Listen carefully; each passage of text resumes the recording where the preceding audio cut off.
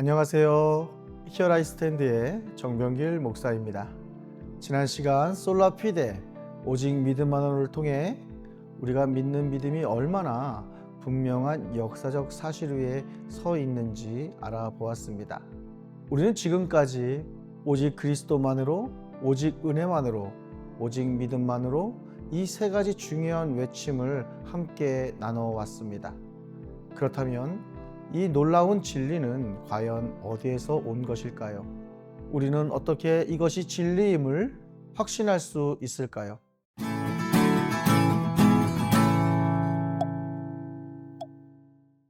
오늘 루터란 톡톡의 주제는 솔라 스크립추라, 오직 성경만으로입니다. 16세기 종교개혁 이후인 1521년 마르틴 루터는 보름스 회의에서 황제와 제후들 앞에서 교회의 방향성을 뒤흔들 외침을 남깁니다. 그 외침은 바로 솔라 스크립추라, 오직 성경만으로입니다.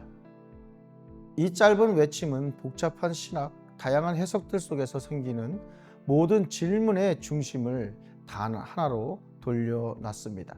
오직 성경만으로는 흔히 개신교의 원리라고 부릅니다. 오늘날 대부분의 개신교 교회는 이 원칙 아래에서 신학적 논쟁을 하건 신학적 주장을 펼치건 성경을 통해 근거를 제시합니다. 이 오직 성경만으로를 처음 명시한 사람은 바로 마르틴 루터였습니다. 독일의 루터학자 베르나르트 로제는 초기 및 중세 교회가 성경의 권위를 당연하게 받아들이긴 했지만 오직 성경만으로의 원리는 루터 이전에 주장되지 않았다고 말합니다. 물론 2세기부터 중세 초기에 이르기까지 많은 교부들 역시 하나님께서 주신 성경이 기독교 신학의 최종 권위라는 점을 인식하고 있었고 그에 준하는 유사한 표현들을 남기기도 했습니다. 그러나 루터는 거기서 멈추지 않았습니다. 그는 성경이 권위 있다고 말한 것이 아니라 우리의 신앙은 성경으로부터 나와야 한다고 말했습니다. 그렇다면 왜 마르틴 루터는 그토록 강하게 오직 성경만으로를 외쳤을까요? 마르틴 루터가 솔라 스크립추라, 오직 성경만을 외치기 전인 1229년 프랑스 툴루즈 공의에서는 평신도에 성경 읽는 것을 금지함과 더불어 성경 번역을 금지합니다. 평신도에게는 단지 시편과 기도문만 허용됐습니다. 이를 단순히 신도들이 성경을 읽는 자유를 억압하기 위한 것은 아니었습니다.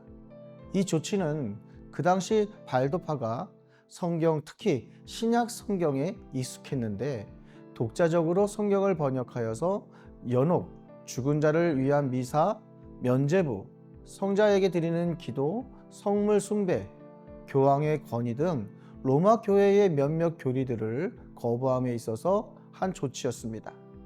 툴루즈 공의회는 교황의 설득 아래 발도파 평신도 기독교인들이 번역된 성경을 읽을 수 없었다면 앞에서 말한 로마 교회의 여러 교리를 거부하지 않았을 것이라고 결론 지었습니다. 이후 4년 만에 스페인 타라고나 공의회에서는 평신도의 모든 성경 소유를 금지했으며 교황 보니파시오 8세는 교황의 가슴 속에 모든 성경의 법을 가지고 있기 때문에 그리스도인들은 성경을 읽을 필요가 없다고 선포합니다. 이러한 이유로 존 위클리프는 성경 번역을 이유로 정죄받기도 했습니다. 당시 성경은 오직 신학 석사나 박사들, 교부와 파리 대학교 교황이 인정하는 스콜라 학자들이 해석하는 틀 안에서만 가르쳐졌습니다. 마르틴 루터도 처음부터 오직 성경만으로를 외친 것이 아니었습니다. 초대 공의회였던 니케아, 콘스탄티노플, 에베소, 칼케돈 공의회는 처음에는 바른 교리들을 세우며 예수 그리스도의 복음을 지켜냈지만 시간이 지나면서 오류를 범했고 교황들 또한 성경에서 벗어난 잘못된 결정을 내리는 경우가 잦아졌습니다. 루터는 이 같은 가톨릭 교회의 오류를 바로잡기 위해 95개조 반박문을 발표했습니다.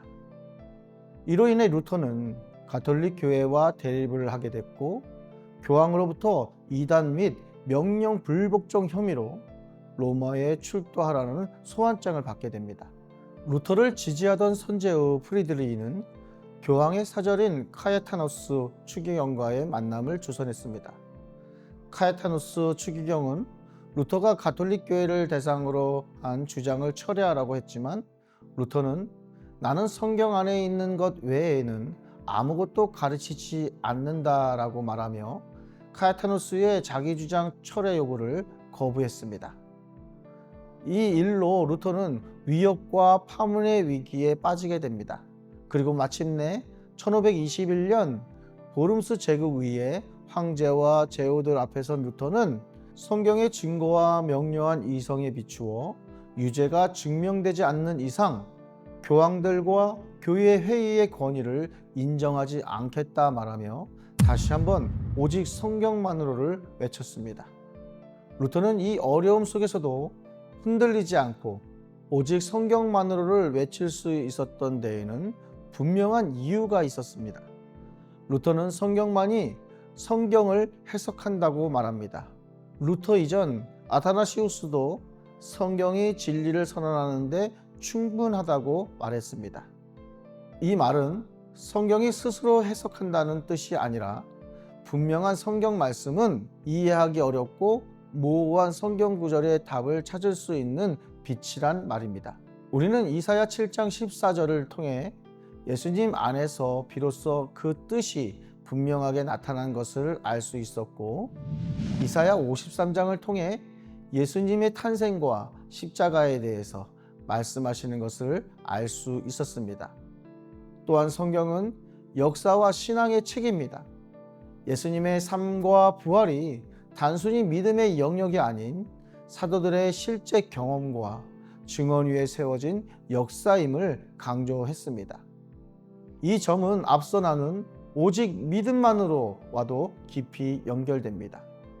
이러한 확신들을 위해서 루터는 아구스부르크 신앙고백서, 변증서, 슈마칼트 조항, 소결의 문답서, 대결의 문답서, 일치신조 등 신앙고백서들을 통해 하나님의 말씀이 신앙의 조항들을 확립할 것이고 성경만이 모든 가르침의 규칙과 규범이라고 선언합니다. 루터에게 오직 성경만으로는 단순한 구호가 아니었습니다. 그것은 거짓된 권위와 인간의 전통으로부터 신앙을 지켜내기 위한 절박한 외침이자 종교개혁의 불꽃을 지핀 결정적 시발점이었습니다. 그러나 마르틴 루터의 이 외침은 기존 교회의 전통과 교황의 절대적인 권위를 끌어내리는 것이었습니다. 그러기에 가톨릭 교회의 입장에서 루터교는 전통을 거부한다고 생각했습니다. 그러나 루터교는 성경의 가르침에 위반되지 않는 한 역사적 전통을 지켜왔습니다. 먼저 루터교회의 예배는 역사적 기독교 전례를 비교적 폭넓게 사용하고 있습니다.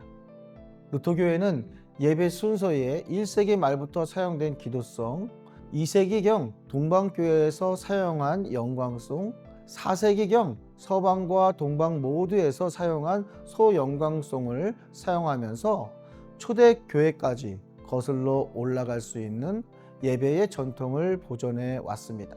두 번째로 성인들을 공경하는 전통입니다.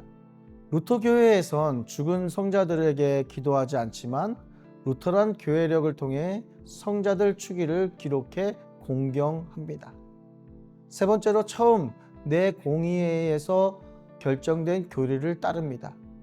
325년 니케아 회의에서 예수 그리스도의 신성을 부인한 아리우스의 가르침을 정죄함으로써 삼위일체 교리를 강조했고 381년 콘스탄티노플 회의에서 니케아 결정을 재확인하고 니케아 신조를 완성했으며 431년 에베소 회의에서 그리스도의 두 인격을 주장한 네스토리우스를 정죄한 것, 451년 칼케톤 회의에서 그리스도의 인성이 신성에 흡수되었다고 주장한 유티케스의 단성론을 정제한 것을 인정했습니다. 마지막으로 공동신조 고백입니다. 사도신조, 니케아 콘스탄티노플 신조, 아타나시안 신조, 이 신조들은 성경과 모순되지 않기에 절기에 따라 규칙적으로 고백합니다. 이처럼 루터 교회는 단순히 전통을 따르는 것이 아니라 그 전통이 성경 안에서 바르게 서 있을 때 기꺼이 계승하고 지켜왔습니다. 오직 성경만으로는 루터의 입에서 나왔지만 이는 예수 그리스도의 말씀 가운데 그 기원이 있다고 볼 수 있습니다. 예수님께서 요한복음 5장 39절을 통해 하신 말씀처럼 성경 말씀은 곧 하나님의 말씀을 증언하고 예수 그리스도의 삶과 기적을 증거하고 우리의 믿음을 확고히 나아갈 수 있게 하는 것입니다. 우리는 지금 오직 그리스도만으로, 오직 은혜만으로, 오직 믿음만으로, 그리고 오늘 오직 성경만으로 이 네 가지 지침을 함께 나눠 왔습니다. 이 외침들은 단순한 교리의 구호가 아닌 오늘을 살아가는 신앙의 중심이고 기초입니다. 우리의 믿음이 어디에 서 있든 이 진리 위에 뿌리를 내린다면 어떤 세상의 유혹과 어려움 속에서도 흔들리지 않는 견고한 나무처럼 설 수 있습니다.